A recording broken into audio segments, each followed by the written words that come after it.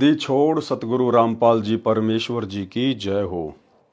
परम पिता परमात्मा सारी सृष्टि के रचनहार कुल मालिक असंख्य ब्रह्मांडों के स्वामी जगत गुरु तीनों लोकों में प्रवेश करके सबका भरण पोषण करने वाले राजाधिराज आत्माधार नाथों के नाथ देवों के देव महादेव सर्वेश्वर महेश्वर मृत्युंजय अजरो अमर आदि अनादि सनातनी प्रभु जगत पिता जगदीश्वर श्री श्री 1008 की उपाधि के वास्तविक अधिकारी अकाल मूरत शब्द स्वरूपी राम वासुदेव सर्वगतम ब्रह्म परम पूज्य प्रथम पूज्य परम संत परम पुरुष परम धनी परम दयालु सत्य कबीर हक्का कबीर अल्लाहु कबीर अल्लाहु अकबर बाखबर अल्लाह ताला जगत के तारणहार जगत के मुक्तिदाता जगत के जगन्नाथ हारे के सहारे हिंदुओं के राम मुसलमानों के अल्लाह सिखों के वाहेगुरु ईसाइयों के मसीह दया के सागर दयानिधि करुणा के सागर करुणानिधि स्वयंभू परिभू संकट मोचन कष्ट हरण मंगल करण दुख भंजन अविगत कबीर निर्विकार निर्विषम परमात्मा अलय अलेख सतगुरु आदि अनादि सतगुरु असली मर्यादा पुरुषोत्तम असली राम असली कृष्ण असली घनश्याम असली मुरारी राजाओं के राजा महाराजाओं के महाराजा शहंशाहों के शहंशाह सम्राटों के सम्राट भगवानों के भगवान अल्लाहों के अल्लाह प्रभुओं के प्रभु मसीहों के मसीह सच्चे वाहिगुरु बाबाओं के बाबा पीरों के पीर सेठों के सेठ जगत सेठ सावड़सा सेठ सर्वगुण संपन्न अनंत कोटि कलाओं के स्वामी अनंत कोटि ब्रह्मांडों के नायक योगियों में महायोगी ध्यानियों में महाध्यानी सिद्धों में परम सिद्ध ज्ञानियों में तत्वज्ञानी ब्रह्म ज्ञानी महाज्ञानी परम ज्ञानी सर्वश्रेष्ठ ज्ञानी विज्ञानी युवा कबीर समरथ कबीर असंवाद अमित ओजा सच्चे रहनुमा करीम अल्लाह सुभान अल्लाह दुनिया के अंतिम पैगंबर 8 सितंबर 1951 से गांव धनाना जिला सोनीपत हरियाणा भारतवर्ष की पावन भूमि पे प्रकट रियल कल की भगवान श्री नारायण साकार हरि श्री बाबा साहेब शब्द स्वरूपी राम संत श्रोमणी सतगुरु रामपाल जी परमेश्वर जी के चरण कमल में साध संगति से जुड़े हुए देश विदेश से हम सभी सत्सेवक भाई बहनों का अनंत कोटि दंडवत प्रणाम। सत्साई भाई और बहनों, दया पूज्य गुरुदेव भगवान की सतगुरु रामपाल जी परमेश्वर जी की सारी सृष्टि के मालिक की जिनके शुभ आशीर्वाद से आप और हम सभी भगत भाई बहन साध संगति से जुड़कर अपने आत्म कल्याण के लिए गुरुदेव के तत्व ज्ञान को आधार बनाकर भक्ति मार्ग पर दृढ़ता के साथ निरंतर आगे बढ़ रहे हैं। भाई और बहनों, पूज्य गुरुदेव जी के विशेष आशीर्वाद से उन्हीं के कर कमल से लिखित पवित्र पुस्तक कबीर सागर के सरलार्थ के ऊपर वीडियो बनाने की श्रृंखला जारी है। इसी श्रृंखला में आज हमारा ये 58 नंबर का वीडियो है। प्रत्येक वीडियो में गुरुदेव के आशीर्वाद से हमें कुछ न कुछ नया सीखने को मिलता है और गुरुदेव भगवान के कर कमल से लिखित होने के कारण इस पवित्र ग्रंथ को मात्र सुनने या पढ़ने से भी हम ढेर सारे पुण्य के भागी बनते हैं। तो कबीर चरित्र बोध के ऊपर वीडियो बनाए जा रहे हैं। इसी श्रृंखला में हम आगे बढ़ते हैं। पेज नंबर है 563 और आज का विषय है 12 पंथों के नाम। थोड़ा थोड़ा जानकारी परमात्मा हल्की हल्की सी जानकारी उपलब्ध करवा रहे हैं। कबीर सागर अध्याय कबीर चरित्र बोध पृष्ठ 1870 पर 12 पंथों के नाम लिखे हैं, जिनमें 12वां पंथ संत गरीबदास गांव छुड़ानी वाले का लिखा है। मैं रामपाल दास सन 1988 में संत गरीबदास जी के पंथ में संत स्वामी रामदेवानंद जी महाराज से दीक्षा लेकर जुड़ा हूं। मैंने 17 फरवरी 1988 फाल्गुन अमावस्या को स्वामी रामदेवानंद जी से दीक्षा ली थी। ये दास रामपाल दास हरियाणा प्रांत में सिंचाई विभाग में सिविल कनिष्ठ अभियंता जूनियर इंजीनियर सिविल के पद पर सरकारी नौकरी करता था। स्वामी जी ने सितंबर 1993 में मुझे सत्संग तथा पाठ करने का आदेश दिया। मैं नौकरी भी करता था और छुट्टी वाले दिन पाठ तथा सत्संग भी करता था। फिर मार्च 1994 में मेरे को अपना उत्तराधिकारी बना दिया तथा नामदान करने का आदेश दे दिया।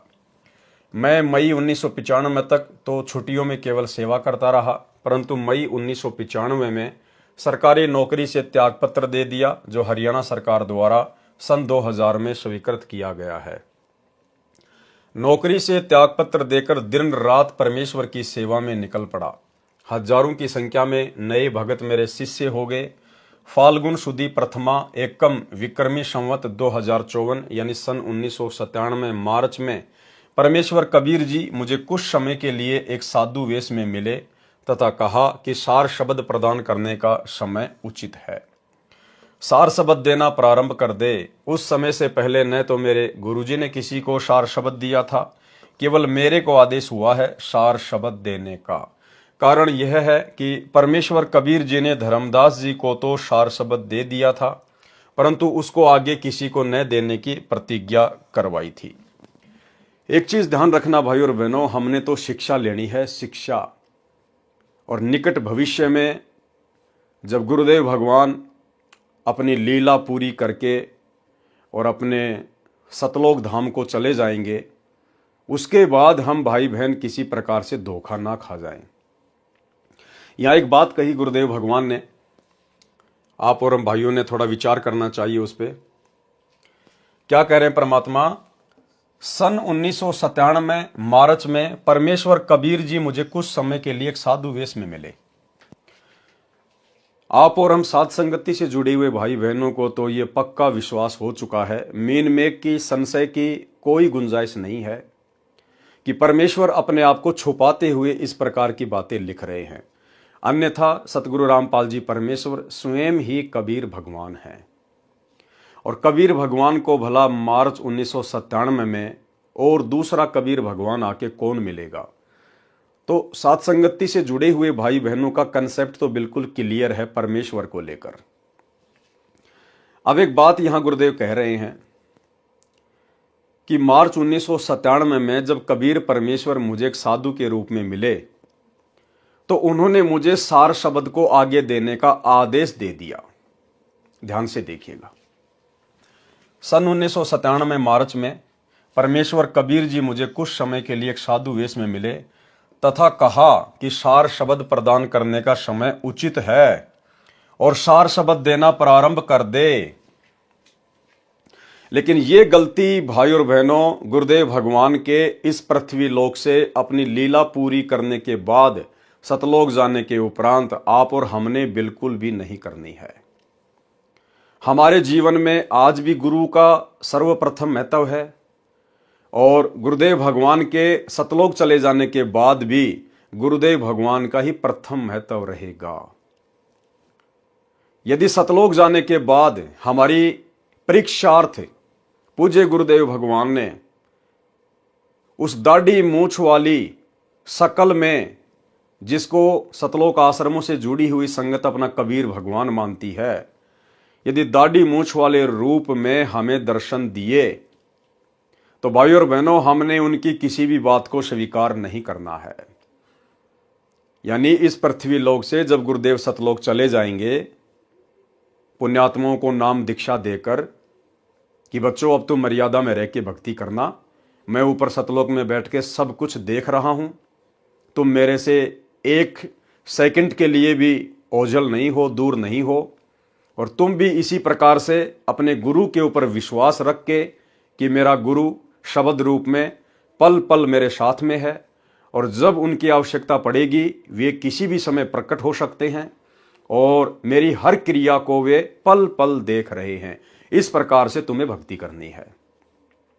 तो गुरुदेव के सतलोक जाने के बाद यदि गुरुदेव ने हमारी परीक्षा के लिए कोई अन्य रूप बना लिया, जिसे ये दुनिया कबीर दास के नाम से जानती है, दाढ़ी मूछ वाला रूप, और गुरुदेव यदि हमारे सामने कभी प्रकट होते हैं या शौपन में कभी आते हैं और यदि वे हमें कोई बात कहते हैं, कोई आदेश देते हैं, तो भाई और बहनों हमने ये गलती नहीं करनी है। हमने केवल उसी रूप वाले आदेश को स्वीकार करना है जो रूप हमारे पूज्य गुरुदेव जी का होगा। उनके अलावा हमने किसी भी रूप वाले आदेश को स्वीकार नहीं करना है, अन्यथा हम उसी समय फेल हो जाएंगे। अब यहां तो सतगुरु रामपाल जी स्वयं परमात्मा है, ये तो भगवान है। हालांकि भक्ति का जो नियम है वो यही होता है कि शिष्य को केवल अपने गुरु का ही आदेश फॉलो करना होता है, लेकिन सतगुरु तो स्वयं कबीर परमात्मा है, इसलिए इनके ऊपर यह कंडीशन लागू नहीं है। इसलिए गुरुदेव भगवान कह रहे हैं कि 1997 में मुझे कबीर परमात्मा आके मिले और आगे सार शब्द देने का आदेश दिया।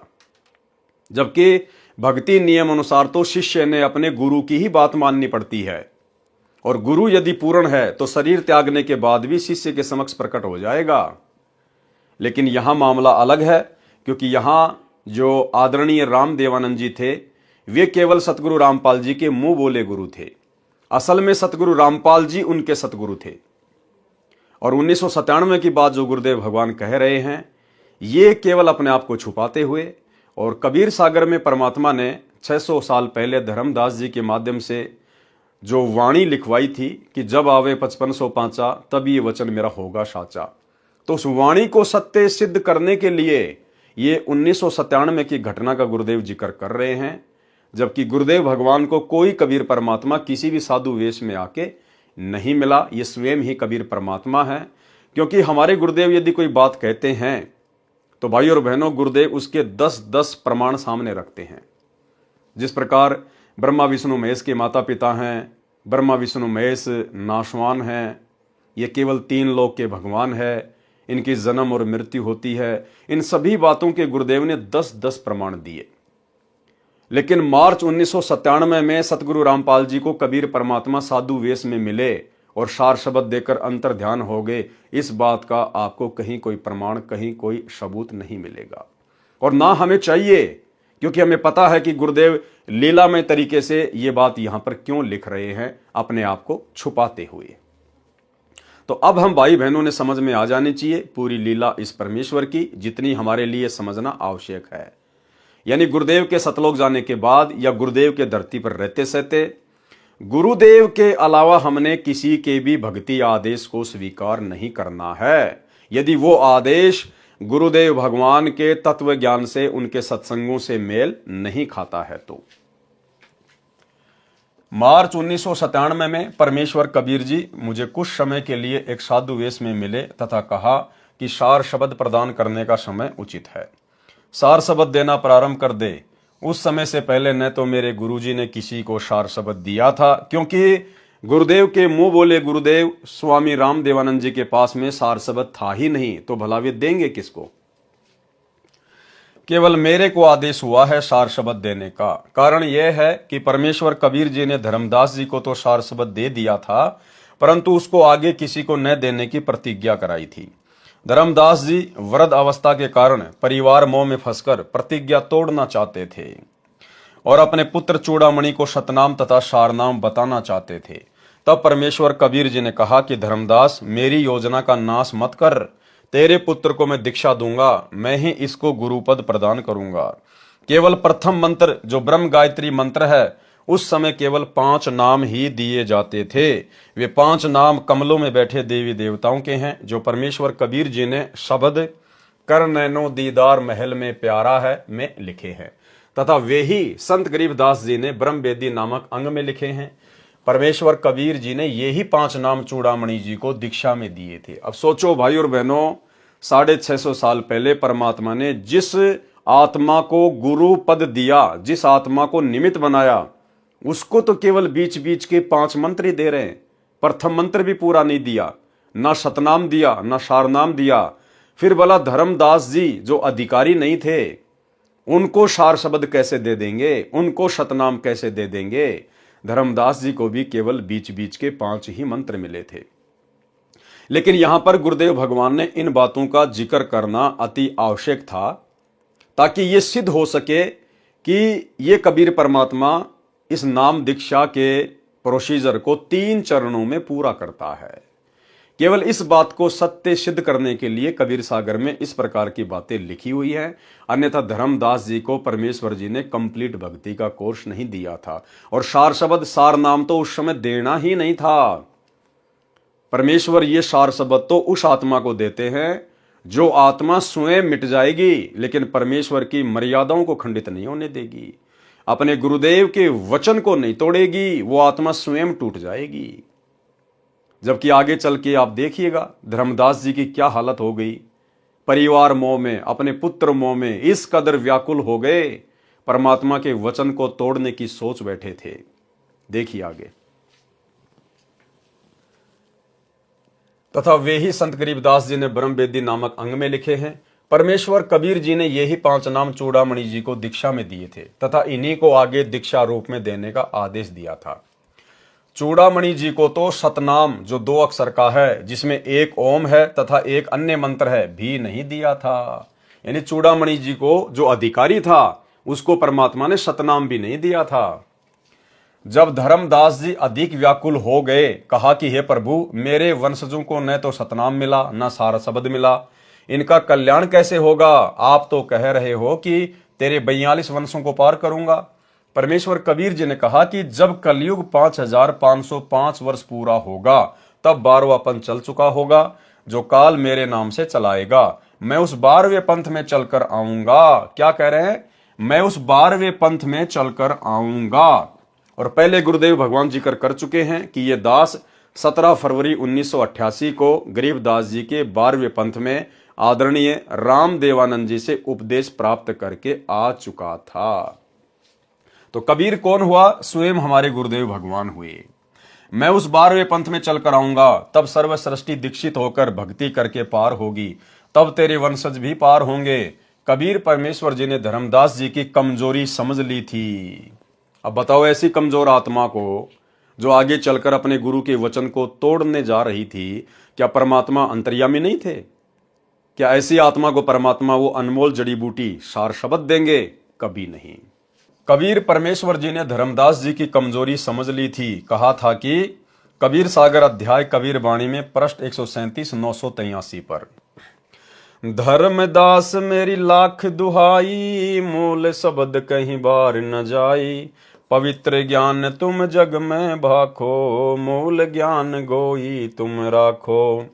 मूल ज्ञान बाहर जो पर ही, बिचली पीढ़ी हंस नहीं तरही, 33 अरब ज्ञान हम भाखा, मूल ज्ञान गोए हम राखा। मूल ज्ञान तुम तब लग छुपाई, जब लगी 12 पंथ मिट जाई। जीव धर्म बोध पृष्ठ 1937 पर लिखा है कि सत्य कबीर वचन,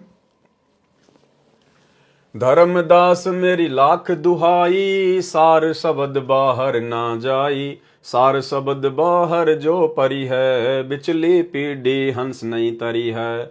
युगन युगन तुम सेवा कीन्या, सार शब्द तब ही पहचीन्या, अंकुरी जीव होए जो कोई, सार शब्द अधिकारी सोई। धर्मदास तब वचन उचारा, तारो मोही सहित परिवारा, पितामह सखा समेता, सब ही पार कर कृपा की नेता। तेई अवसर सतगुरु विशाना, का मांगे कछु मांग न जाना, तारो सकल सृष्टि को भाई, तुम तो आप रे उरझाई। या में नहीं कछु दोष तुम्हारा, काल पुरुष तुमरी मति मारा। परमेश्वर कबीर जी ने धर्मदास जी से कहा था कि यह वास्तविक मूल ज्ञान तथा सार शब्द कहीं बाहर यानी तेरे मेरे से अन्य के पास न जाए। यदि यह सार शब्द बाहर चला गया तो बिचली पीढ़ी यानी जब कलयुग 5505 वर्ष बीतेगा, वह कलयुग में भक्ति का मध्य वाला चरण होगा। वह बिचली पीढ़ी का समय कहा है कि हंस पार नहीं हो पाएंगे। कबीर परमेश्वर जी ने कबीर सागर में कबीर वाणी पृष्ठ 137 983 पर स्पष्ट किया है कि प्रथम चरण कलयुग निर्याना, तब मगर मांडो मैदाना। भावार्थ, परमेश्वर कबीर जी ने कलयुग का प्रथम चरण यानी प्रथम पीढ़ी का समय वह कहा है जिस समय वे मगहर नगर से सशरीर सत्यलोक गए थे। इसलिए कहा है कि वह प्रथम चरण होगा। फिर कलयुग के अंत में तो कोई भी व्यक्ति योग्य नहीं रहेगा, सब कृतघ्नी हो जाएंगे। इसलिए बिचली पीढ़ी का समय वह बताया है जब कलयुग 5505 वर्ष पूरा हो जाएगा। इसलिए कहा था कि उस समय तक ये सार शब्द तथा यथार्थ ज्ञान गुप्त रखना है। यह भी स्पष्ट किया है कि मैंने 33 अरब वाणी बोल दी है, परंतु मूल ज्ञान तत्व ज्ञान गुप्त ही रखा है। वह तो 13वें पंथ में आकर सब अंधेरा मिटाऊंगा। क्या कह रहे हैं? वह तो 13वें पंथ में आकर, ये नहीं कहा कि 13वें पंथ में अपनी आत्मा को भेजकर। और जहां जहां परमेश्वर इस प्रकार के शब्दों का यूज करते हैं कि मैं अपना अंश भेजूंगा, तो भाई और बहनों, गुरुदेव भगवान अपने आप को छुपाते हैं और जगह जगह परमात्मा स्पष्ट भी कर रहे हैं कि वह तो 13वें पंथ में आकर सब अंधेरा मिटाऊंगा। और वैसे भी भाई और बहनों, इस काल लोक में फैला ये अज्ञान का अंधेरा उस कबीर परमेश्वर के अलावा भला और मिटा भी कौन सकता है। कबीर बानी पृष्ठ 134 980 पर 13 पंथों के गुण बताए हैं। कहा है कि 12वें पंथ होए उजियारा, 13वें पंथ मिटे शकल अंधियारा। यानी 12वां पंथ जो गरीबदास जी का था, उसमें केवल परमेश्वर के ज्ञान का हल्का हल्का उजियारा होगा, संपूर्ण ज्ञान नहीं होगा। और जब 13वां पंथ शुरू हो जाएगा सन 1994 में, उसके बाद 13वें पंथ मिटे शकल अंधियारा, यानी अज्ञान का फिर नामो निशान ही समाप्त हो जाएगा पूरे विश्व से। भावार्थ, 12वां पंथ संत गरीबदास जी का है। उनके द्वारा परमेश्वर कबीर जी ने अपनी महिमा तथा यथार्थ ज्ञान की वाणी गूढ़ शब्दों में बुलवाई तथा लिखवाई। अब ये दास रामपाल दास उसी संत गरीबदास जी के पंथ से जुड़ा है। ये 13वां पंथ है। अब सब अज्ञान अंधेरा समाप्त हो गया है। कबीर सागर में जीव धर्म बोध पेज 1937-1938 पर जो वाणी ऊपर लिखी है, उनमें धर्मदास जी ने परमेश्वर कबीर जी से याचना की है कि हे प्रभु, मेरे पितामह यानी दादा पिता तथा परिवार को पार कर दो। तब परमेश्वर कबीर जी ने कहा कि तूने क्या मांगा, तुम्हें मांगना भी नहीं आया, मैं तो सारी सृष्टि को पार कर दूं, ये तेरा दोष नहीं है, तेरी बुद्धि काल निरंजन ने समाप्त कर दी है। अब बताओ भाई और बहनों, सार शब्द देने की बाद की बातें हो रही हैं। ये परमात्मा कह रहे तेरी बुद्धि काल ने समाप्त कर दी है, तो वो अंतर्यामी परमात्मा भला धर्मदास जी को कैसे सार शब्द दे देते। तुम्हें मांगना भी नहीं आया, मैं तो सारी सृष्टि को पार कर दूं, ये तेरा दोष नहीं है, तेरी बुद्धि काल निरंजन ने समाप्त कर दी है। अधिक ज्ञान अनुराग सागर के सारांश में पढ़ें, उसमें स्पष्ट किया है कि तेरे 42 पीढ़ी के यानी बिंद वालों की मुक्ति नाद यानी जो शिष्य परंपरा से गुरु पद पर होगा उससे होगी, यानी सतगुरु रामपाल जी से। अनुराग सागर पृष्ठ 138 256 से 142 260 तक के सारांश में इसी पुस्तक में पढ़ें, अनुराग सागर के पृष्ठ 142 260 पर। बिंद तुम्हारा नाद संग जावे, देखत दूत मन ही पछतावे।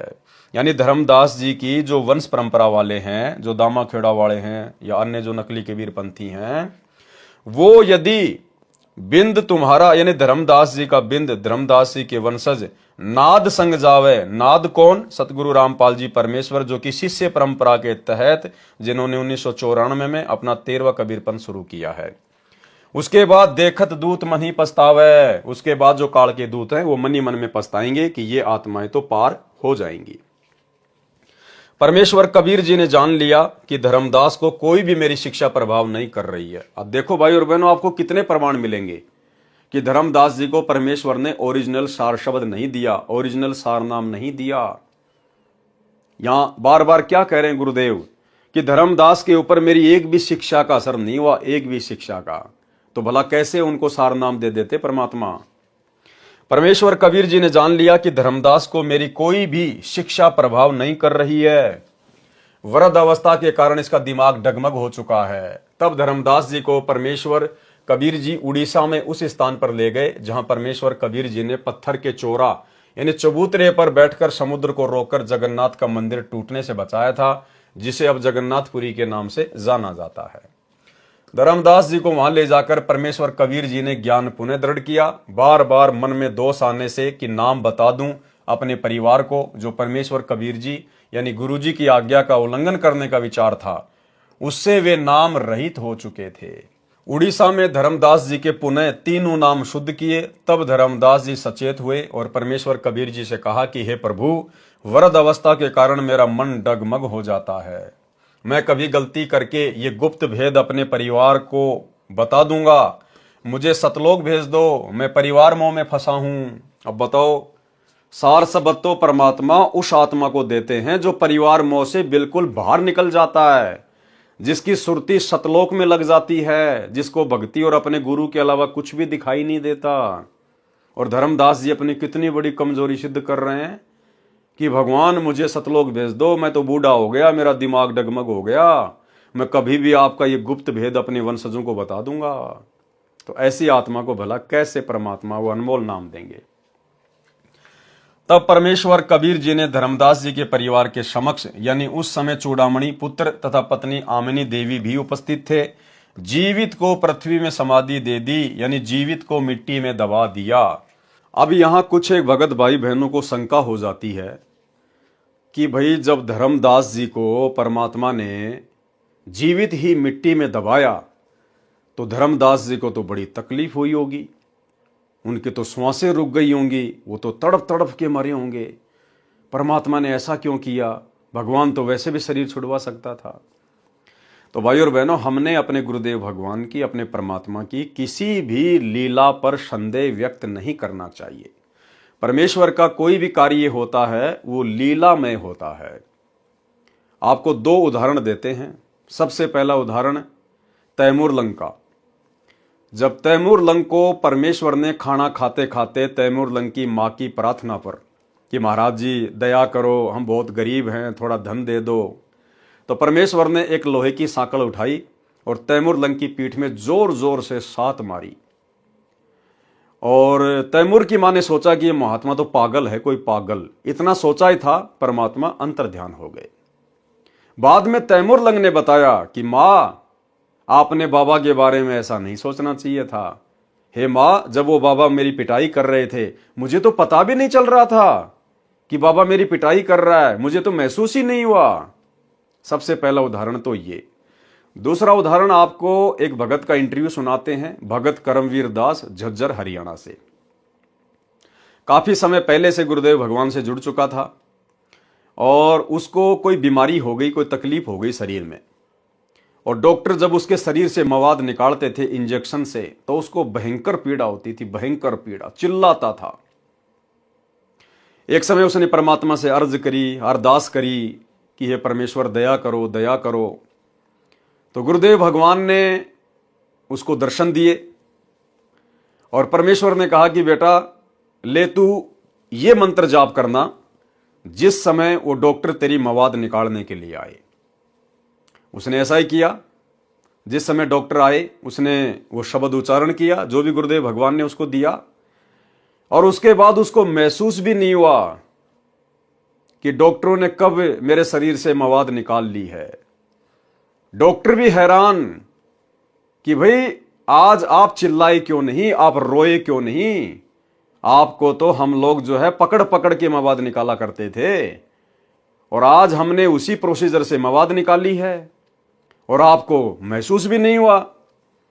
तब उसने कहा जी ये बातें आपकी समझ से बाहर की हैं। ये छोटा सा इंटरव्यू है, सुन लीजिए। नमस्कार सर। सत साहिब जी। सर क्या नाम है आपका? मेरा नाम है जी करमवीर दास। करमवीर जी आप कहाँ से हैं? मैं गांव बागपुर से जी, जिला झज्जर, हरियाणा से। सर संत रामपाल जी महाराज से कब जुड़े आप? मैं संत रामपाल जी महाराज से जी सन 2004 में कबीर प्रकट दिवस पर। सर संत रामपाल जी महाराज से नाम उपदेश लेने से पहले क्या आप कोई भक्ति साधना भी करते थे?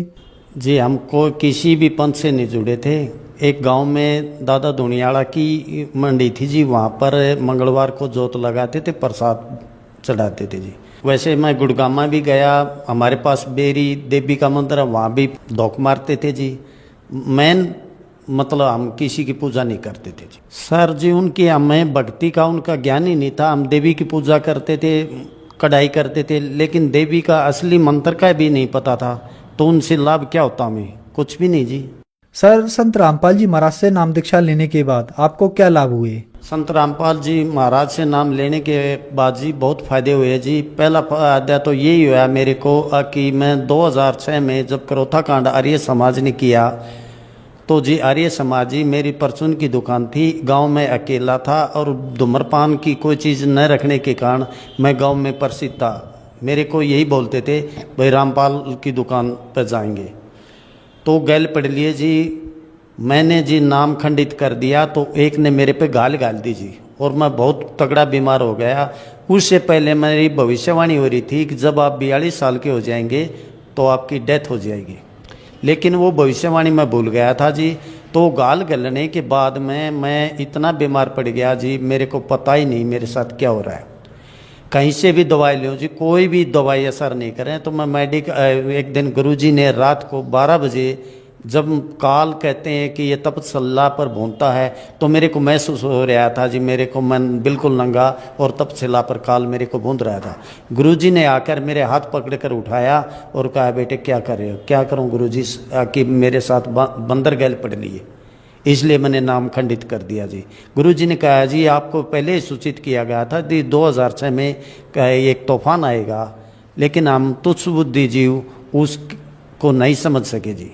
उसके बाद जी मैं मेडिकल में गया। मेडिकल में गुरुजी को मेरे साक्षात दर्शन होते रहे जी। जब जोत बत्ती करता तो गुरुजी जैसे आप मेरे सामने हैं ये है, तो ऐसे गुरुजी मेरे पास रहते और मैं गुरुजी से बातें करता रहता। तो घर वाले कहते इसके दिमाग में फ़र्क हो गया, भाई ये गर्म गोली खा गया, अरे ये कुछ ही बैंडता। गुरुजी ने मेरे को सतलोक दिखाया जी, तीनों लोगों का ज्ञान करवाया। मैं घर की सारी बात बताता रहा, लेकिन गुरुजी घर वालों ने मेरे पे विश्वास नहीं किया। बड़ा भाई तो ये कहता भाई इसके दिमाग में फ़र्क हो गया।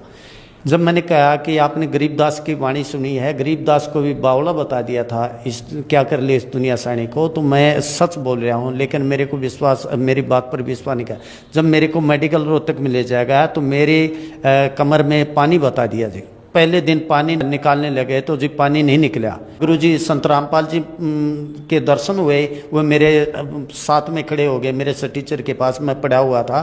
तो संत गुरु रामपाल जी महाराज ने से मैंने अरदास लगाई, गुरुजी ये मेरे कमर में पानी बताते हैं, पानी है नहीं। गुरुजी ने आदेश दिया, वो पानी तो कल भी नहीं था और आज भी नहीं निकला। माँ गुरुजी ये फिर मेरे को वैसे करते हैं, दर्द इतना होता कि धरती आसमान एक हो जाता।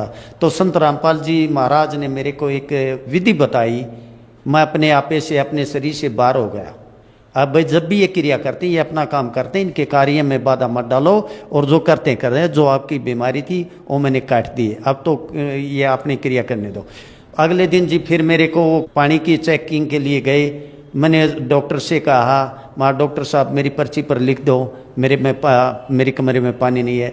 डॉक्टर साहब ने भी मना कर दिया, लेकिन ये कहा भाई पानी तो है नहीं, लेकिन आप चेक करवाओगे तो मैं आपको लिखूँगा, वैसे नहीं लिखूँगा।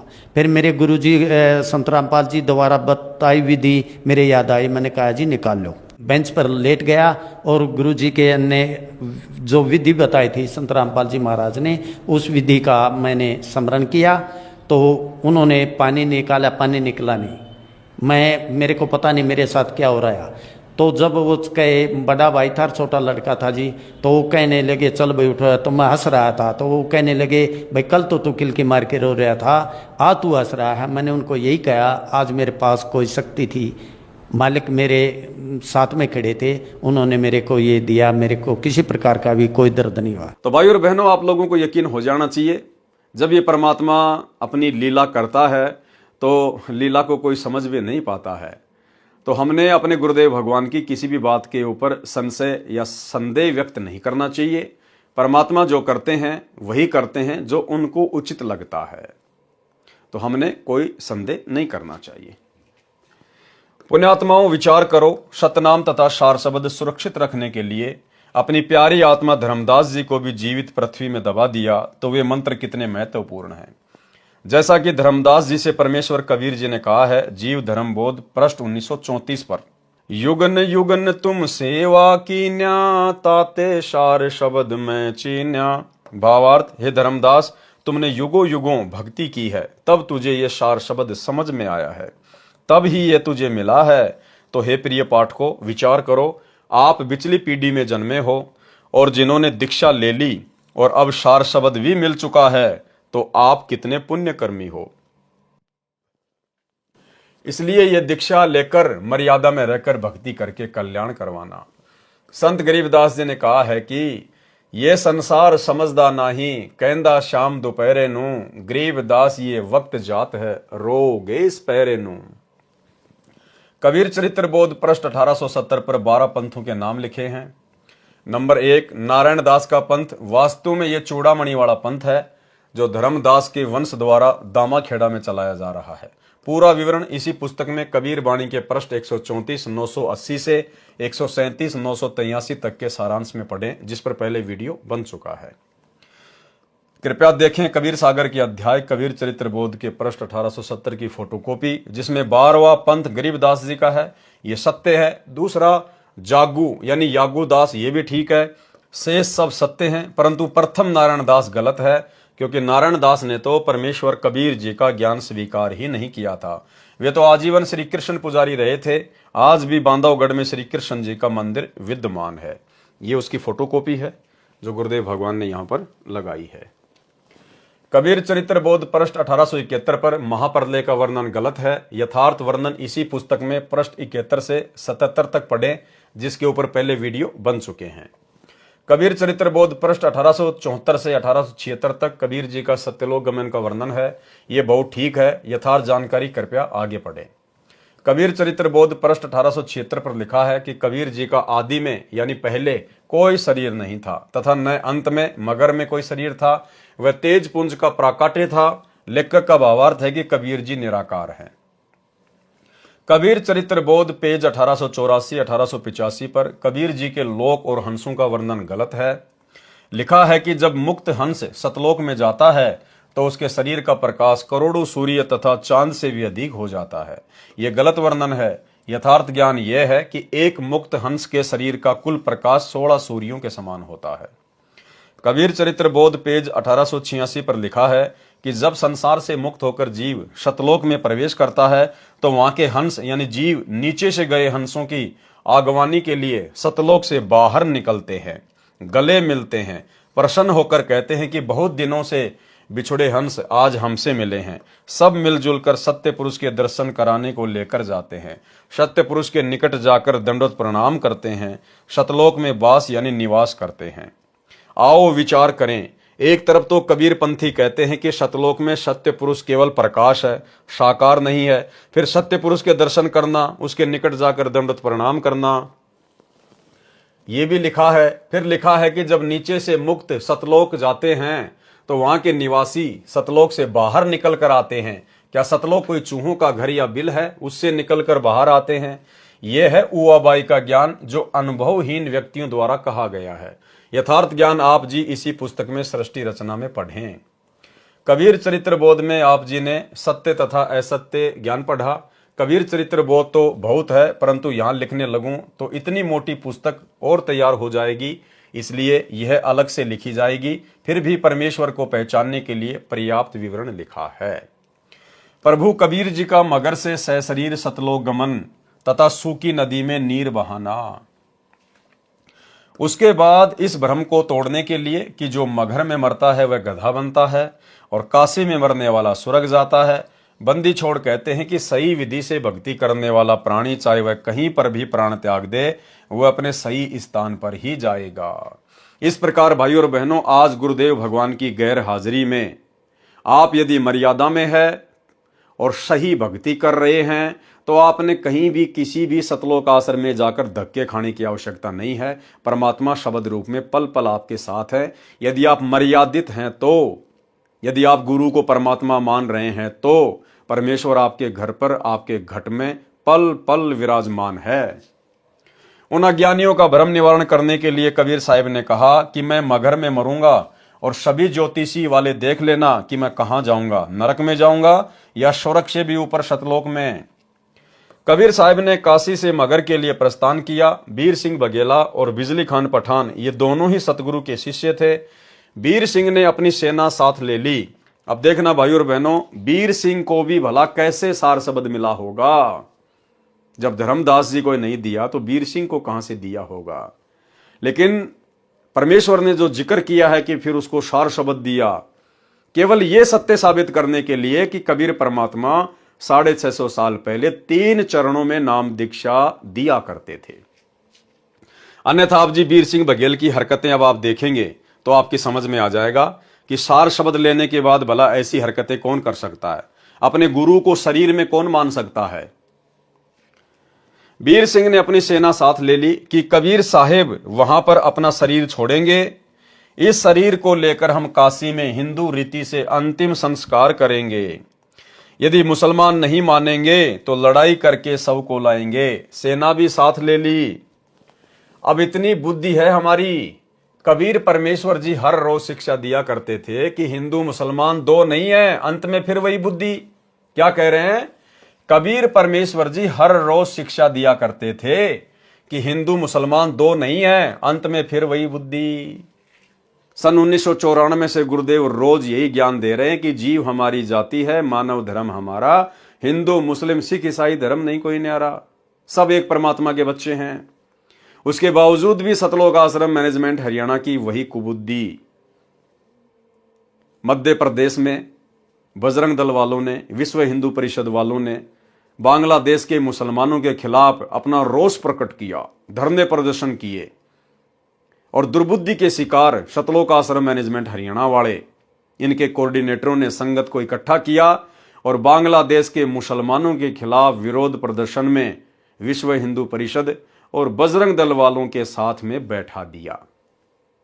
ये लोग आज भी नहीं समझ पा रहे कि मुसलमान कौन है, हिंदू कौन है और हम कौन हैं। तो भाई और बहनों, सतगुरु के ज्ञान का 1% भी असर वर्तमान में ना तो सतगुरु के कलयुगी परिवार को है और ना इन कोऑर्डिनेटरों को है।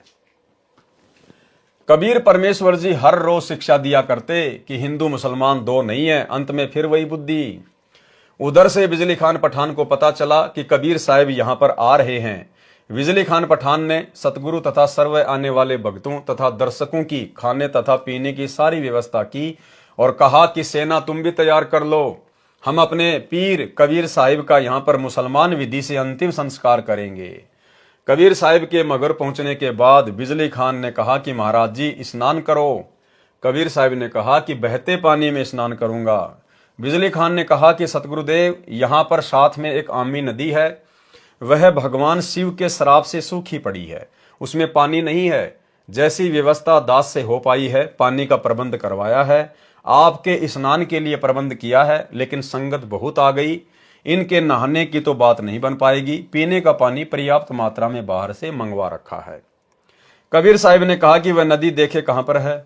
उस नदी पर जाकर साहिब ने हाथ से ऐसे इशारा किया था जैसे यातायात का सिपाही रुकी हुई गाड़ियों को जाने का संकेत करता है। वह आमी नदी पानी से पूरी तरह भरकर चल पड़ी। बोलो सतगुरुदेव की जय। सत साहेब, ये आमी नदी वहां पर अभी भी विद्यमान है। सबने जय जयकार की। साहिब ने कहा कि एक चादर नीचे बिछाओ, एक मैं ऊपर ओढ़ूंगा, क्योंकि वे जानी जान तो थे। कहने लगी कि ये सेना कैसे ला रखी है तुमने। अब बिजली खान पठान और वीर सिंह बघेला आमने सामने खड़े हैं। उन्होंने तो मुंह लटका लिया और बोले नहीं। वे दूसरे हिंदू और मुसलमान बिना नाम वाले बोले कि जी हम आपका अंतिम संस्कार अपनी विधि से करेंगे। दूसरे कहते हैं कि हम अपनी विधि से करेंगे। चढ़ा ली बाहें, उठा लिए हथियार तथा कहने लगे कि आ जाओ। कबीर साहब ने कहा, रे नादानो, क्या मैंने यही शिक्षा दी थी 120 वर्ष तक? इस मिट्टी का तुम क्या करोगे? चाहे फूंक दो या गाड़ दो, इससे क्या मिलेगा? तुमने क्या शिक्षा ली मेरे से? भाई और बहनों, आज दया हुई है साध संगति से जुड़े हुए सत्सेवक भाई बहनों के ऊपर, अन्यथा आज भी 2014 बरवाला कांड के बाद सतगुरु की संगत में बिजली खान पठान और वीर सिंह बघेला की तरह जमकर लड़ाई झगड़े होते, जमकर मारकाट होती।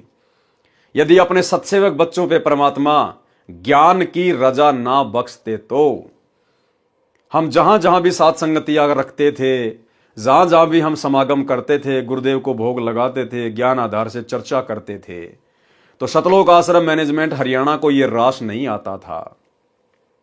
इनको लगता था अगर सभी आत्माएं इसी प्रकार से ज्ञान से परिचित हो जाएंगी और घर बैठकर गुरु को भगवान मानकर भक्ति करने लग गई तो हमारे आश्रमों में कौन आएगा, हमारा धार्मिक धंधा कैसे चलेगा। इन्होंने हर संभव प्रयास किया साथ संगतियां रुकवाने का, पुलिस वालों को भेजकर, पुलिस वालों को पैसे देकर, उनको शराब पिलाकर इन्होंने भक्तों को पिटवाया, गुरुदेव की फोटोओं को फिकवा दिया, हलवे राम को इन्होंने फिकवा दिया, बेरहमी से भक्तों को मारा पीटा, मुकदमे लगाए। भाई और बहनों, यदि परमात्मा सत्सेवकों के ऊपर अपनी विशेष रजा ना बख्शते, हमारा ज्ञान योग ना खोलते, यदि हमारे अंतःकरण में परमात्मा डर पैदा ना करते कि भाई अगर गुरु नाराज हो गया तो फिर किस लिए हम भक्ति कर रहे हैं। हमने इनकी गालियां खाई, हमने इनकी मार सही, हमने इनके मुकदमे सहे, लेकिन हमने उफ तक नहीं किया, उफ तक। जबकि 2 हाथ तो हमारे भी थे, लठ वगैरह तो वहां हमारे पास भी होते थे। चक्कू वगैरह, अन्य सामग्री वगैरह सबके पास होती है। लेकिन हमने कभी भी सत्सेवकों ने उफ तक नहीं किया, इनकी गालियां खाई, इनकी मार खाई, इनके डंडे खाए। अन्यथा भाइयों और बहनों, आज भी वही महाभारत हो जाता, वही महाभारत है। लेकिन सतगुरु की विशेष रजा, विशेष मेहर साध संगति से जुड़े हुए भगत भाई बहनों पर, और इसका प्रतिफल भाइयों और बहनों अब आने वाले समय में मिलेगा, आने वाले समय में। क्योंकि सतगुरु के विशेष नजदीक, उनकी विशेष सेवाओं में केवल सत्सेवक भाई बहन ही 24 घंटे उपस्थित रहेंगे। और जिन्होंने अपनी अज्ञानता और नादानी और मूर्खता का परिचय दे दिया बरवाला कांड के बाद, लड़ाई झगड़े करके, मार पिटाई करके, गुरुदेव के सत्संगों के विरुद्ध कुकर्म करके, आने वाले समय में भाई और बहनों उन लोगों को गुरु के दर्शन भी दुर्लभ होंगे, दर्शन भी दुर्लभ। इससे क्या मिलेगा? तुमने क्या शिक्षा ली मेरे से? सुन लो, यदि झगड़ा कर लिया तो मेरे से बुरा नहीं होगा। वे जानते थे कि ये कबीर साहिब परम शक्ति युक्त हैं, यदि कुछ कह दिया तो बात बिगड़ जाएगी। शांत हो गए, पर मन में यही था कि शरीर छोड़ने दो, हमने तो यही करना है। वे तो जानी जान थे, उस दिन गृह युद्ध शुरू हो जाता, सत्यानाश हो जाता, यदि साहिब अपनी कृपया न बख्शते।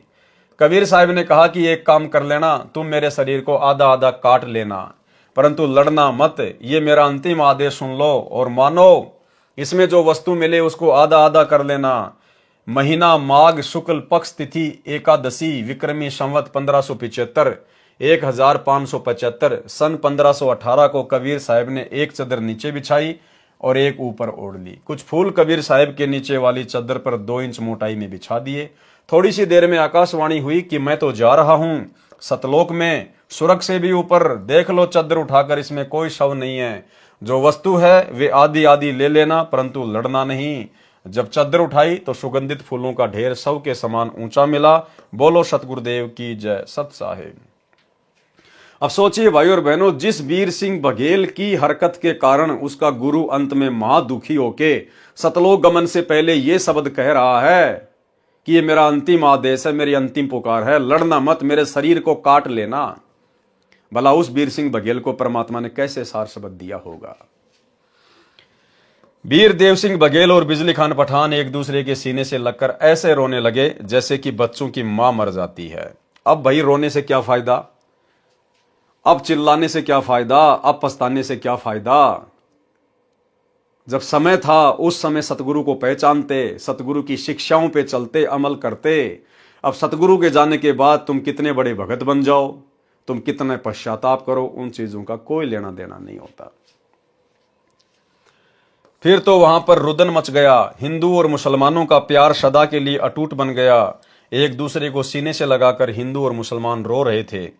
कहने लगे कि हम समझे नहीं, ये तो वास्तव में अल्लाह आए हुए थे।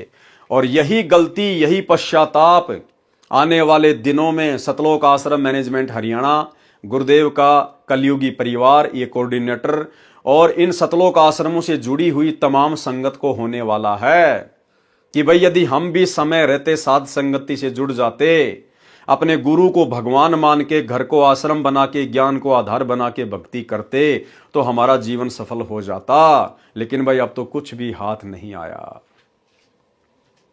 और ऊपर आकाश में प्रकाश का गोला जा रहा था। बोलो सतगुरुदेव जी की जय, सत साहिब। तो वहां मगर में दोनों धर्मों, हिंदुओं तथा मुसलमानों ने एक एक चद्दर तथा आधे आधे सुगंधित फूल लेकर 100 फुट के अंतर में एक एक यादगार भिन्न भिन्न बनाई, जो आज भी विद्यमान है। तथा कुछ फूल लाकर काशी में, जहां कबीर साहिब एक चबूतरे पर बैठकर सत्संग किया करते थे, वहां काशी चोरा नाम से यादगार बनाई। अब वहां पर बहुत बड़ा आश्रम बना हुआ है। मगर में दोनों यादगारों के बीच में एक सांझला द्वार भी है। आपस में कोई भेदभाव नहीं है। ये उसके चित्र हैं। मगर स्थान जहां पर हिंदुओं तथा मुसलमानों द्वारा बनाई गई 7-7 यादगार। हिंदू और मुसलमान ऐसे रहते हैं कि जैसे माँ जाए भाई रहा करते हैं। उनसे हमने बात की थी तो उन्होंने कहा कि हमारी आज तक धर्म के नाम पर कोई लड़ाई नहीं हुई। वैसे कहां सुनी तो घर के घर में हो जाती है, फिर भी हमारी आपस में धर्म के नाम पर लड़ाई नहीं होती है। बिजली खान पठान ने दोनों यादगारों के नाम 500 बीघा जमीन दी, जिसमें हिंदू तथा मुसलमान अपने प्रबंधक कमेटी बनाकर व्यवस्थित किए हैं। ये दास संत रामपाल दास जी महाराज अपने सैकड़ों सेवकों सहित 3 बार इस ऐतिहासिक धार्मिक स्थल को देखकर आ चुके हैं। वहां जाकर ऐसा लगता है जैसे हमने सच्चाई का खजाना प्राप्त हो गया हो। बोलो सतगुरुदेव जी की जय। सत साहेब। गरीबदास जी महाराज जी की वाणी से पारक का अंग। चले कबीर मगर के ताई, तहां वहां फूलन सेज बिछाई। दोनों दिन अधिक प्रभाऊ, दोषी दुश्मन और सब साऊ। तहां बिजली खा चले पठाना, वीर सिंह बघेला पद परवाना। काशी उमटी चली मगर को, कोई न पावे तास डगर को। वैरागी सन्यासी जोगी, चले मगर को शब्द वियोगी। 3 रोज में पहुंचे जाई, तहां वहां सुमरण राम खुदाई।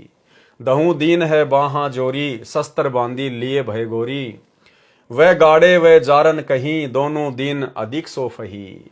तहां कबीर कहीं एक भाषा, शस्त्र करे सो ताही तलाका। शस्त्र करे सो हमरा द्रोही। क्या कह रहे हैं परमात्मा? क्या कहा उस समय कि जो भी हथियार उठाएगा वो मेरा द्रोही है। शस्त्र करे सो हमरा द्रोही। अब सतलोक आश्रम मैनेजमेंट हरियाणा वालों ने तो भाई और बहनों सात संगत वालों को लठों से मारा है, लठों से। ये परमात्मा के द्रोही हैं, परमेश्वर के द्रोही। शस्त्र करे सो हमरा द्रोही, जाकी पैज पिछोड़ी होई। सुन बिजली खां बात हमारी, हम हैं शब्द रूप निराकारी। वीर सिंह बघेला विनती करी है, हे सतगुरु तुम किस विधि मरी है। अब बताओ, वीर सिंह बघेला कह रहा कि भगवान आप कैसे मरोगे, किस प्रकार से मरोगे, शरीर छोड़ोगे या सह शरीर जाओगे? बताओ कैसे उसको सार शब्द मिला होगा। वीर सिंह बघेला विनती करी है, हे सतगुरु तुम किस विधि मरी है। तावा चादर फूल बिछाए, सीजा छाड़ी पद ही समाये। 2 चादर दहु दीन उठावे, ताके मध्य कबीर न पावे। तहां वहां अविगत फूल सुवासी, मगर घोर और चोरा काशी। अविगत रूप अलख निर्वाणी, तहां वहां नीर छीर दिया छानी। दोहा, शंख जुगन जुग जगत में पद परवानी है न्यार। गरीब दास कबीर हुरी, अविगत अधरी आधार। बंदी छोड़ गरीबदास जी महाराज जी की वाणी से सदग्रंथ प्रश्न नंबर 781 782। कीन्या मगर पियाना सतगुरु, कीन्या मगर पियाना सतगुरु, कीन्या मगर पियाना हो। दोनों दीन चले संग जाके, हिंदू मुसलमाना हो। दोनों दीन चले संग जाके, हिंदू मुसलमाना हो। मुक्ति खेत को छोड़ चले हैं, तज काशी अस्ताना हो। मुक्ति खेत को छोड़ चले हैं, तज काशी अस्ताना हो। शाह सिकंदर कदम लेते हैं, शाह सिकंदर कदम लेते हैं, बादशाह सुल्ताना हो। दोनों दीन चले संग जाके, हिंदू मुसलमाना हो। देखो भाई और बहनों, यहां परमात्मा ने मुक्ति खेत कहा है। मुक्ति खेत यानी इस पृथ्वी लोक पर जन्म प्राप्त करके ही मुक्ति प्राप्त की जा सकती है। तो कितना बड़ा सौभाग्य! ये आप और हमारी अपनी कोई कोशिश नहीं है। गुरुदेव भगवान हमें इस 21 ब्रह्मांड के असंख्य छोटे छोटे ब्रह्मांडों से निकाल निकाल के और इस पृथ्वी लोक पर मनुष्य शरीर में, स्त्री या पुरुष के शरीर में और इस कलयुग की पिछली पीढ़ी में लेके आए हैं। अन्यथा भाई और बहनों, मोक्ष के तो केवल सपने ले सकते हैं। इस पृथ्वी लोक पर मनुष्य शरीर प्राप्त किए बिना और इस पूर्ण सतगुरु की शरण में आए बिना, और वो भी एक कलयुग की पिछली पीढ़ी, मोक्ष संभव नहीं। तो ये सारा का सारा जुगाड़ गुरुदेव भगवान ने स्वयं जोड़ा है, इसलिए हमने इसको सीरियस लेना है। 4 वेद के वक्ता संग है, खोजी बड़े बयाना हो। 4 वेद के वक्ता संग हैं, खोजी बड़े बयाना हो। सालिग्राम सूरत से सेवै, सालिग्राम सूरत से सेवै, ज्ञान समुंदर दाना हो। दोनों दीन चले संग जाके, हिंदू मुसलमाना हो। सट दर्शन जाके संग चाले, गावत वाणी नाना हो। सट दर्शन जाके संग चाले, गावत वाणी नाना हो। अपना अपना इष्ट संभाले, अपना अपना इष्ट संभाले, बाचे पोथी पाना हो। दोनों दिन चले संग जाके, हिंदू मुसलमाना हो। चादर फूल बिछाए, सतगुरु देखे सकल जिहाना हो। चादर फूल बिछाए, सतगुरु देखे सकल जिहाना हो। चार दाग से रहत जुले दी, चार दाग से रहत जुले दी, अविगत अलख अमाना हो। दोनों दिन चले संग जाके, हिंदू मुसलमाना हो। वीर सिंह बघेला कर विनती, बिजली खान पठाना हो। वीर सिंह बघेला कर विनती, बिजली खान पठाना हो। दो चादर बख्शीश करी है, दो चादर बख्शीश करी है, दीन्यायो परवाना हो। दोनों दिन चले संग जाके, हिंदू मुसलमाना हो। नूर नूर निर्गुण पद मेला, देख भय हैराना हो। नूर नूर निर्गुण पद मेला, देख भय हैराना हो। पद ल्यो लीन भय अविनाशी, पद ल्यो लीन भय अविनाशी, पाए पिंड ना प्राणा हो। दोनों दिन चले संग जाके, हिंदू मुसलमाना हो। शब्द स्वरूप साहेब सरबंगी, शब्दें शब्द समाना हो। शब्द स्वरूप साहेब सरबंगी, शब्दें शब्द समाना हो। दास गरीब कबीर अरस में, दास गरीब कबीर अरस में, फर्क ध्वजा निशाना हो। दोनों दिन चले संग जाके, हिंदू मुसलमाना हो। जब कबीर साहेब सतलोक जा रहे थे, उस समय आदि माया प्रकृति ने फिर जाल बिछाया। एक सुंदर स्त्री अप्सरा का रूप बनाकर कबीर साहेब को भोग विलास के लिए प्रेरित करती है। ये शिक्षा है भाई और बहनों, आप और हमारे लिए। जिस प्रकार हमारा यहां से शरीर छूटेगा और जब हम सूक्ष्म शरीर में ऊपर की यात्रा करेंगे त्रिकुटी के लिए, तो इसी प्रकार से भाई और बहनों आप और हमारे साथ भी छलबल किए जाएंगे 72 करोड़ अप्सराओं के द्वारा। अन्य जो युवा सुंदर सुंदर जो काल के दूत होंगे, जो पुरुष होंगे, उनके द्वारा माता बहनों को अपने षड्यंत्र में फंसाने के लिए। और जैसी हमारी सोच भोग विलास को लेकर, गंदे कर्मों को लेकर, जैसी हमारी सोच इस पृथ्वी लोक पर स्थूल शरीर में रहेगी, ज्यों की त्यों सूक्ष्म शरीर में विद्यमान रहेगी। और जिसके सूक्ष्म शरीर में वो सोच विद्यमान होगी, वो भाई और बहनों 101% इस काल के षड्यंत्र में फंसेगा। इसलिए परमेश्वर अपनी वाणियों में कहते हैं कि भग भोग्या भग उपजय, और भग से बचा न कोई, और जो कोई भग से बचे भगत कहावे सोई। यानी जिस दिन आप इस भोग विलास वाले कर्म से दूर होंगे, उस दिन तो आपकी भक्ति शुरू होगी। आप वास्तव में एक भगत की कैटेगरी में समझे जाएंगे। तो ये आप और हम भगत भाई बहनों के लिए शिक्षा है। और देखो कितनी बड़ी रजा कर दी गुरुदेव भगवान ने साध संगति से जुड़ी हुई आत्माओं के ऊपर। इसलिए दास बार बार कहता है कि जो साध संगति है वो पूर्ण मोक्ष प्राप्ति के लिए सतगुरु रामपाल जी भगवान का ट्रेनिंग सेंटर है। यदि आप सतलोक के लिए एक नेक हंस बन सकते हैं तो साध संगति से जुड़कर ही बन सकते हैं, दूसरा कोई तरीका नहीं है। और गुरुदेव भगवान के विशेष आशीर्वाद से, उनकी रजा के बिना तो यह संभव ही नहीं है कि युवा अवस्था में 25-25, 30-30 वर्ष की उम्र में सतसेवक भाई बहन आपस में जो पहले पति पत्नी के रिश्ते में थे, अब भाई बहन के रिश्ते में कन्वर्ट हो चुके हैं। कुछ एक आत्माओं को तो ये ज्ञान यहां तक समझ में आ गया, उनको तो इतना भय पैदा हो गया है कि भाई अगर गुरुदेव भगवान के इसार जेल से बाहर आने से पहले पहले विशेषकर यदि सत्सेवकों ने इस कुक्रम से दूरी नहीं बनाई तो क्या पता भाई हमारा नंबर पड़े या ना पड़े।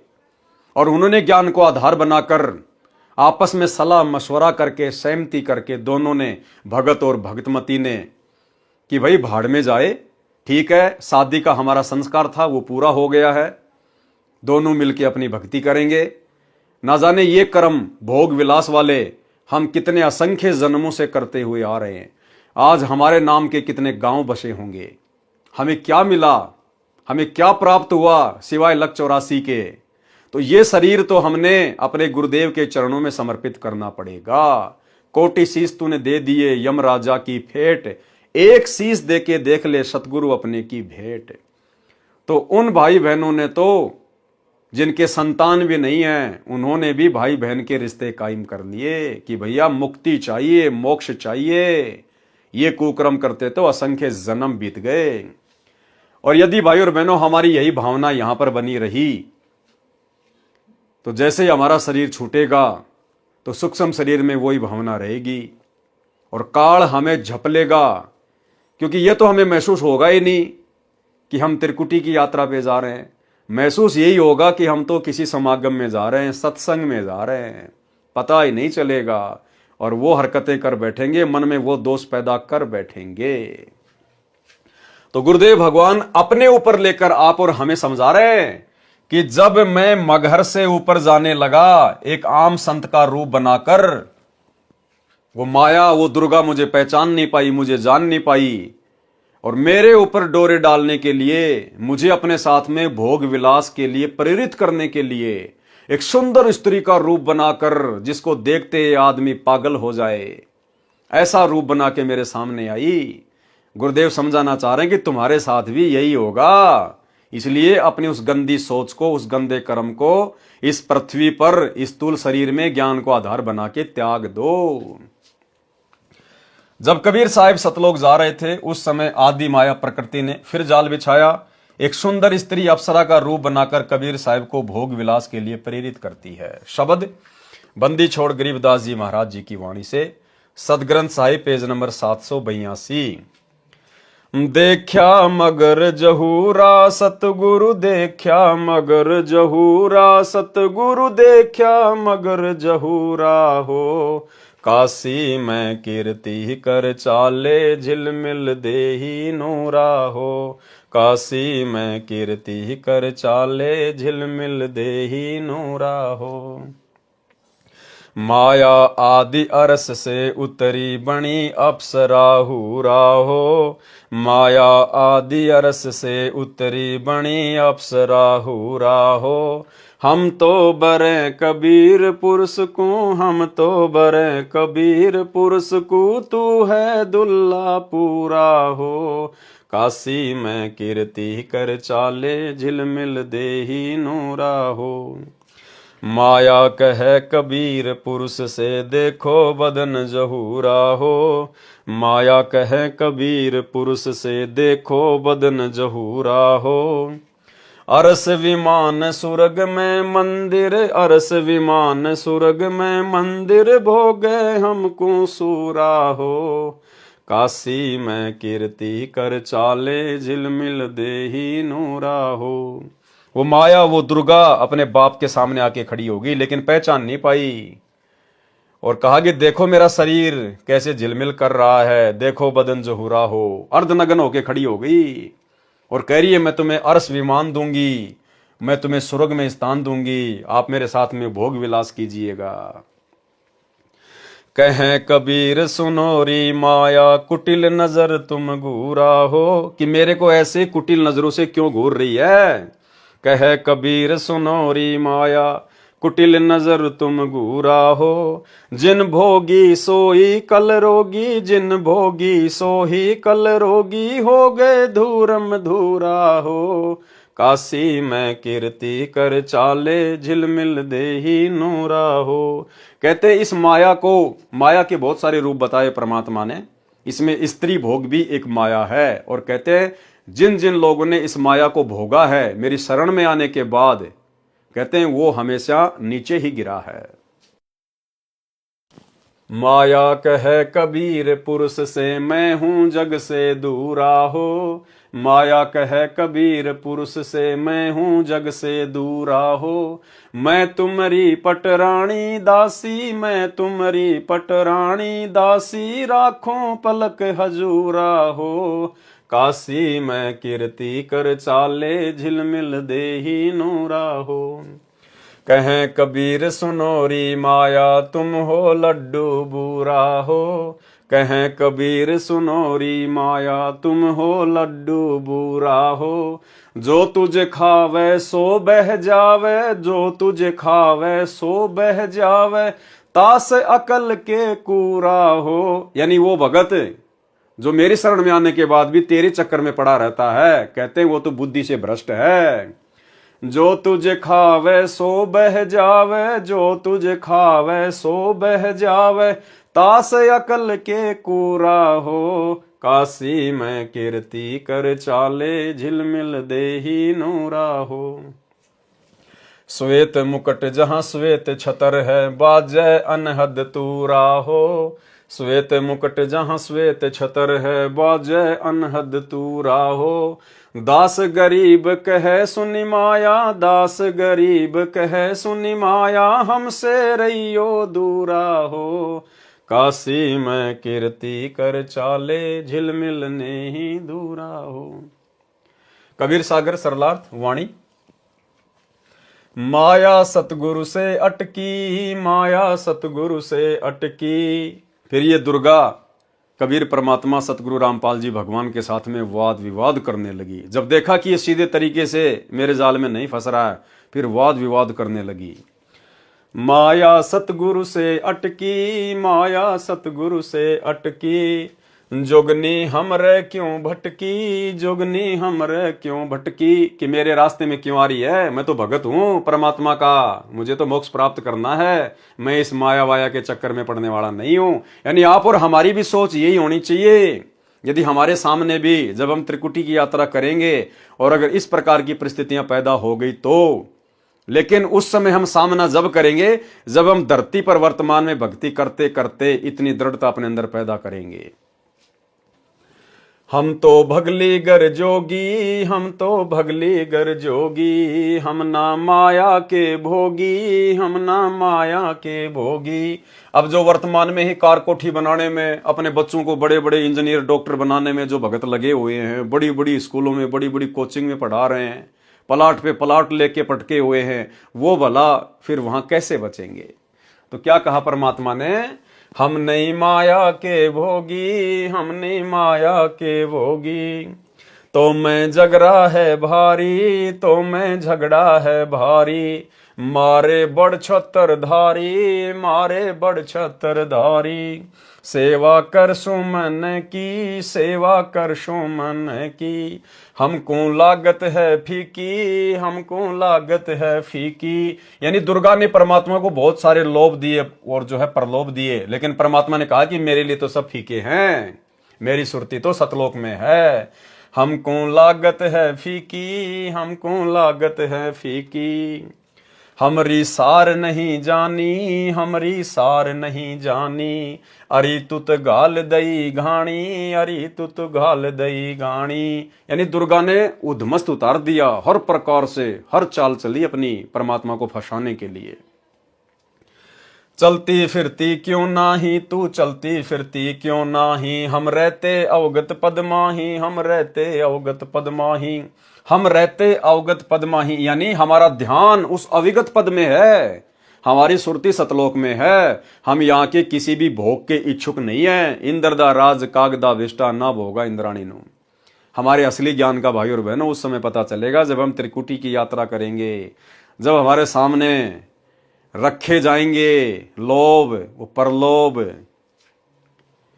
अरे तू गैली है गोली, अरे तू गैली है गोली, कि तू तो महानीच है, दाग लगावेगी चोली, दाग लगावेगी चोली। कि मेरी भक्ति को बर्बाद करेगी, तू मेरे ऊपर दाग लगाएगी, मेरे परमात्मा का नाम खंड करवाएगी। मेरा अंजन है नूरी, मेरा अंजन है नूरी, अंदर में कै कस्तूरी, अंदर में कै कस्तूरी। यानी अपनी विशेषता बता रही है कि मैं तेरे को कितना आनंद दूंगी। तुम किसी राजा पे जाओ, तुम किसी राजा पे जाओ। परमात्मा कह रहे हैं जो तुझे भोगने का इच्छुक है ना, ऐसे राजा महाराजाओं के पास जाओ। हम तो भगत हैं, हम इस चक्कर में नहीं पड़ने वाले। ये सब कुछ छोड़ छाड़ के तो हम आए हैं। हमारे गुरुदेव ने हमारे को यही तो ज्ञान दिया था कि हमने किसी भी प्रकार से माया के चक्कर में नहीं पड़ना। और ये माया तो सतलोक में बच्चों तुम्हारे चरणों की दासी है। चार मुक्ति जहां चंपी करती, माया होरी दासी। ये ब्रह्मा विष्णु महेश के पास में जो चार मुक्ति है, अर्थ धर्म काम मोक्ष, इनकी तरफ तो हम सतलोक में नजर उठा के भी नहीं देखेंगे। इतने सुख है वहां। जैसे किसी के घर में स्कॉर्पियो गाड़ी खड़ी है, वो साइकिल की तरफ देखता भी नहीं है। तो सतलोक जाने के बाद 21 ब्रह्मांड के सुख तो ऐसे हैं जिसके घर में स्कॉर्पियो के सामने साइकिल खड़ी हो। तुम किसी राजा पे जाओ, तुम किसी राजा पे जाओ, हमरे मन नहीं भाओ, हमरे मन नहीं भाओ। मैं तो अर्धंगी दासी, मैं तो अर्धंगी दासी। तो परमात्मा ने क्या समझाया कि आप भक्तों ने भी इसी प्रकार से जवाब देना है कि भैया मैं तो सतलोक का वासी हूं, अब मैं सतलोक का वासी होने जा रहा हूं, अब नहीं फंसने वाले। हम हैं अनहदपुर वासी, हम हैं अनहदपुर वासी। हमरा अनहद में डेरा, हमरा अनहद में डेरा। अंत ना पावेगी मेरा, अंत ना पावेगी मेरा। हम तो आदि जुगादनी जी, हम तो आदि जुगादनी जी। अरे तुझे माता कहूँ अकधी, अरे तुझे माता कहूँ अकधी। अब मैं देऊंगी गारी, अब मैं देऊंगी गारी। फिर दुर्गा नाराज हो गई जब देखा ना कि कोई दाव नहीं चल रहा। फिर वो डराने लगी, अब मैं देऊंगी गाली, अब मैं देऊंगी गाली। हम तो जोगी ब्रह्मचारी, हम तो जोगी ब्रह्मचारी। कि भैया हम तो सतगुरु के हंस हैं, सतगुरु के भक्त हैं, हमारे ऊपर गाली गलौज का कोई असर नहीं पड़ता है। आसन बांधूंगी जिंदा, आसन बांधूंगी जिंदा। गल में डारूंगी फंदा, गल में डारूंगी फंदा। आसन मुक्तारी माई, आसन मुक्तारी माई। तीनों लोक ना अंघाई, तीनों लोक ना अंघाई। हमरे द्वारे क्यों रोवो, हमरे द्वारे क्यों रोवो। किसी राजा राणे कूंजो, किसी राजा राणे कूंजो। कि मेरे पास में तेरी पार नहीं बसाएगी, तू ऐसों के पास जा जहां पर तेरी दाल गले। हमरे भांग नहीं भूनी, हमरे भांग नहीं भूनी। परमात्मा बोले हम ऐसे नहीं हैं जो किसी नशे वशे में आके भांग वांग पी के हैं, या किसी इच्छा के वशीभूत होके हम तेरे चक्कर में आ जाएंगे।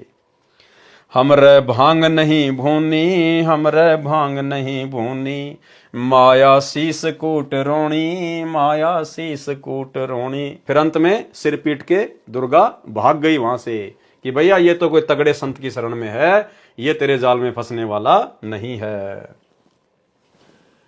हमरे भांग नहीं भूनी, हमरे भांग नहीं भूनी। माया शीस कूट रोणी, माया शीस कूट रोणी। तू तो जुगनी है खंडी, तू तो जुगनी है खंडी। मोरा फेर चली लंडी, मोरा फेर चढ़ी लंडी। चली गई दुर्गा। आगे शब्द लिखा है परमात्मा ने, आज मोहे दर्शन दियो जी कबीर। आज मोहे दर्शन दियो जी कबीर। सतलोक से चल कर आए, सतलोक से चल कर आए। काटन यम की जंजीर। आज मोहे दर्शन दियो जी कबीर। आज मोहे दर्शन दियो जी कबीर। थारे दर्शन से मारे पाप कटत हैं, थारे दर्शन से मारे पाप कटत हैं। निर्मल होवे जी शरीर। आज मोहे दर्शन दियो जी कबीर। आज मोहे दर्शन दियो जी कबीर। अमृत भोजन मारे सतगुरु जी मैं, अमृत भोजन मारे सतगुरु जी मैं, शब्द दूध की खीर आज मोहे दर्शन दियो जी कबीर, आज मोहे दर्शन दियो जी कबीर। हिंदू के तुम देव कहाए, हिंदू के तुम देव कहाए, मुसलमान के पीर आज मोहे दर्शन दियो जी कबीर, आज मोहे दर्शन दियो जी कबीर। दोनों दीन का झगड़ा छिड़ गया, दोनों दीन का झगड़ा छिड़ गया, टोए न पाए शरीर आज मोहे दर्शन दियो जी कबीर, आज मोहे दर्शन दियो जी कबीर। धर्मदास की अर्ज गुशाई, धर्मदास की अर्ज गुशाई, खेवा लगाइयो पर ले तीर आज मोहे दर्शन दियो जी कबीर, आज मोहे दर्शन दियो जी कबीर। मलुकदास जी को परमेश्वर कबीर जी संत रूप में मिले थे। उनको सत्यलोक ले जाकर वापस छोड़ा था, अपनी महिमा से परिचित करवाया। उसके पश्चात संत मलुकदास जी ने कबीर जी की महिमा का गुणगान किया। अगम निगम बोध के पृष्ठ 45 1735 पर मलुकदास जी का शब्द है। जपोरे मन साहेब नाम कबीर, जपोरे मन साहेब नाम कबीर। एक समय गुरु बंसी बजाई कालंदरी के तीर, एक समय गुरु बंसी बजाई कालंदरी के तीर। सुर नर मुनि सब चकित भये, रुक गया यमुना नीर, जपोरे मन साहेब नाम कबीर। काशी तज गुरु मगहर आए दो दिन के पीर, काशी तज गुरु मगहर आए दोनों दिन के पीर। कोई गाड़े कोई अग्नि जलावे, कोई गाड़े कोई अग्नि जलावे, नेक न धरते धीर, जपोरे मन साहेब नाम कबीर, जपोरे मन साहेब नाम कबीर। चार दाग से सतगुरु न्यारा अजरो अमर शरीर, चार दाग से सतगुरु न्यारा अजरो अमर। जगन्नाथ का मंदिर बचाया, जगन्नाथ का मंदिर बचाया, ऐसे गहर गंभीर, जपोरे मन साहिब नाम कबीर, जपोरे मन साहिब नाम कबीर। दास मलुक सलूक कहता है, खोजो कसम कबीर। संत दादू दास जी को कबीर जी ने शरण में लिया। श्री दादू जी को 7 वर्ष की आयु में जिंदा बाबा के स्वरूप में परमेश्वर जी मिले थे। उस समय कई अन्य हम उम्र बच्चे भी खेल रहे थे। परमेश्वर कबीर जी ने अपने कमंडल से कुछ जल पान के पत्ते को कटोरे की तरह बनाकर पिलाया तथा प्रथम नाम देकर सतलोक ले गए। दादू जी 3 दिन रात अचेत यानी कोमा में रहे, फिर सचेत हुए तथा कबीर जी का गुणगान किया। जो बच्चे श्री दादू जी के साथ खेल रहे थे उन्होंने गांव में आकर बताया कि एक बूढ़ा बाबा आया था, उसने जादू जंत्र का जल दादू को पिलाया था, परंतु दादू जी ने बताया था कि जिन मोकू निज नाम दिया सोए सतगुरु हमारे, दादू दूसरा कोई नहीं कबीर सिरजनहार। दादू नाम कबीर की जय कोई लेवे ओट, ताको कबू लागे नहीं काल बजर की चोट।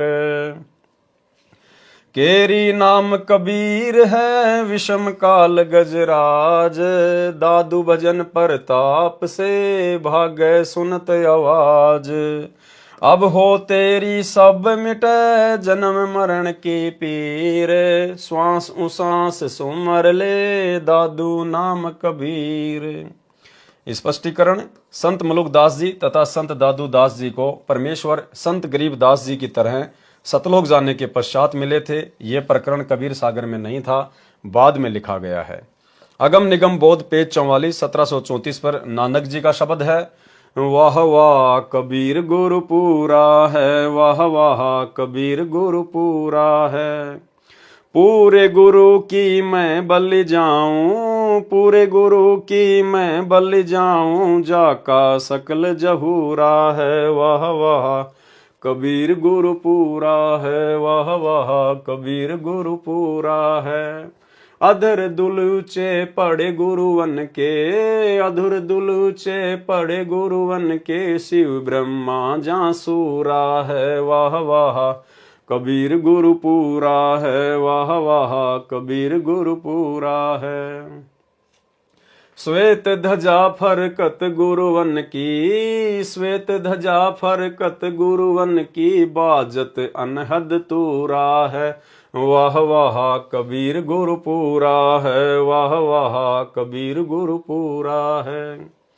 पूर्ण कबीर सकल घट दरस, पूर्ण कबीर सकल घट दरस, हरदम हाल हजूरा है, वाह वाह कबीर गुरु पूरा है, वाह वाह कबीर गुरु पूरा है। नाम कबीर जप बड़े भागी, नाम कबीर जप बड़े भागी, नानक चरण को धूरा है, वाह वाह कबीर गुरु पूरा है, वाह वाह कबीर गुरु पूरा है। अगम निगम बोध पेज 46 पर प्रमाण दिया है कि महादेव जी के पूज्य इष्ट देव कबीर परमेश्वर जी हैं। ये बोध सागर से उसकी फोटोकॉपी है, जो कि ये बनावटी है। ये जो संस्कृत है ये किसी कबीर पंथी ने अपनी तरफ से बना के लिखी हुई है। ये फोटोकॉपी कबीर सागर के अध्याय अगम निगम बोध के पेज 46 की है। इसमें किसी अन्य ने यह महादेव पार्वती का प्रकरण लिखा है। यह शुद्ध संस्कृत नहीं है। फिर भी सच्चाई यह है कि पार्वती ने पूछा कि आप जिस कबीर की महिमा बताते हो वह कौन है। श्री शिव जी ने गोल मोल उत्तर दिया, कैसे कर्ता वैसे ब्रह्म तथा रैसे सब में रमणे के कारण परमात्मा कबीर कहलाता है। वास्तव में परमेश्वर कबीर जी तीनों देवताओं श्री ब्रह्मा जी, श्री विष्णु जी तथा श्री शिव जी को उनके लोकों में जाकर मिले थे, उनको शिष्य बनाया था। संत गरीबदास जी ने इसको बहुत अच्छा सत्य वर्णन किया है। वह इस प्रकार है, आदि अंत हमरे नाही, नई मध्य मिलावा मूल, ब्रह्मा ज्ञान सुनाइया धरी पिंडा अस्तूल। श्वेत भूमि को हम गए जहां विष्णु विशंबर नाथ, हरियम हीरा नाम दे अष्ट कमल दल स्वात। हम बैरागी ब्रह्म पद सन्यासी महादेव, सोहम नाम दिया शंकर को करे हमारी सेव। आप जी ने पढ़ा कि शिव जी ने कबीर जी को अपना प्रभु माना है। उपरोक्त वर्णन में परमेश्वर कबीर जी ने काल ब्रह्म तथा उसके पुत्रों की पूजा का ज्ञान तथा लाभ हानि बताई। परमेश्वर जी ने स्पष्ट किया है कि कबीर तीन देव की जो करते भक्ति, उनकी कबूना होवे मुक्ति। ब्रह्मा विष्णु महेश माया और धर्मराया कहिए, इन पांचों मिल प्रपंच बनाया, वाणी हमरी लइये। कबीर सागर के अध्याय कबीर चरित्र बोध का सारांश संपूर्ण हुआ। सत साहिब। तो भाइयों और बहनों, आज के वीडियो में केवल इतना ही। पूज्य गुरुदेव भगवान के आशीर्वाद से कल रात्रि 8 बजे फिर से एक नए वीडियो में एक विशेष जानकारी के साथ परमात्मा की बहुत ही मार्मिक वाणियां आदि ग्रंथ से, सदग्रंथ साहिब से परमेश्वर की वाणियों को हम पढ़ेंगे। अति आनंद आएगा क्योंकि ये स्वयं सिद्ध वाणियां हैं। तो कल रात्रि 8 बजे सभी भाई बहन फिर से लाइव जुड़िए दास के फेसबुक पेज पवन दास इस लाइव के ऊपर। तब तक गुरुदेव भगवान हम सबको आज्ञा दें, इजाजत दें, आशीर्वाद दें। बंदी छोड़ सतगुरु रामपाल जी भगवान की जय हो।